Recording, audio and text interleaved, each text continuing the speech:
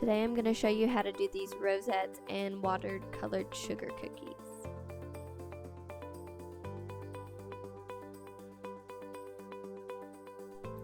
The first thing I'm doing is piping on an outline. This is going to help keep any of the icing that you flood with actually on the cookie and not running off the edge. Nobody likes runaway icing.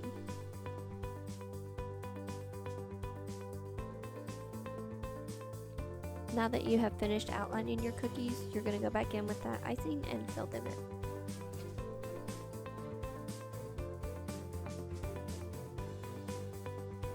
Use a toothpick or this tool, a scribe, to adjust and move around your icing all the way to the edges. This will also help hide that outline. There's something extremely satisfying about watching a cookie flood and the icing just run together.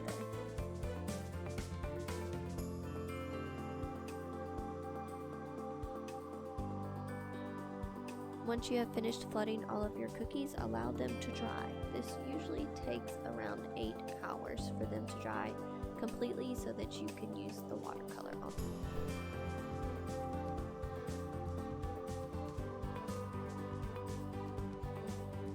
I'm using a little painter's tray and I'm adding in food dye and then water beside each color.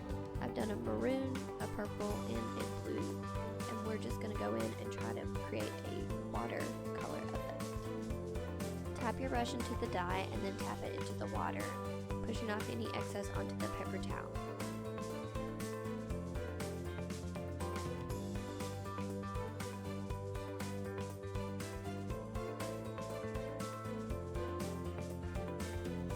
Don't try to make them perfect. This watercolor is really about being creative and just having fun.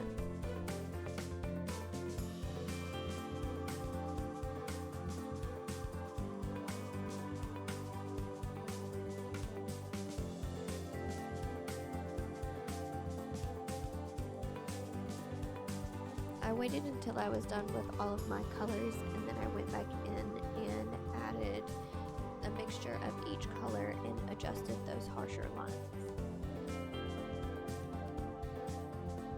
I love how these turned out. I added mom and love you to the cookies, but you can add whatever message you prefer.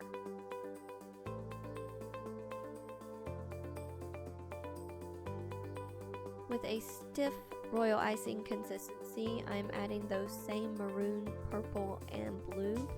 And I am just going to get these ready so that I can put them in piping bags and pipe on our rosettes.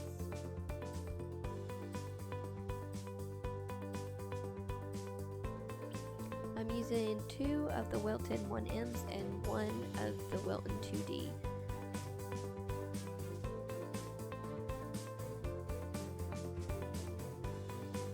Just using a glass so that I can hold my piping bag open, and this is very helpful so that you can get it down in there without making a mess.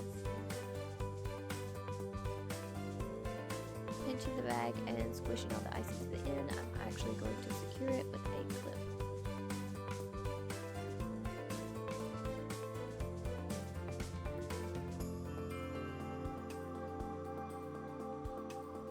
I know piping on rosettes can seem a little intimidating, but they are actually easier than they seem.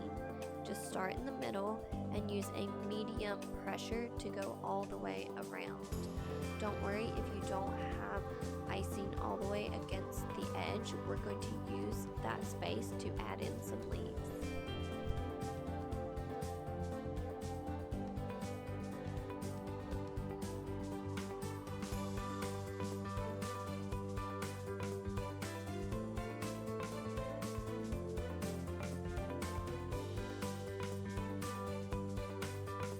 If you enjoyed this video, please be sure to give me a thumbs up and don't forget to subscribe so you never miss a baking sesh with Sammy.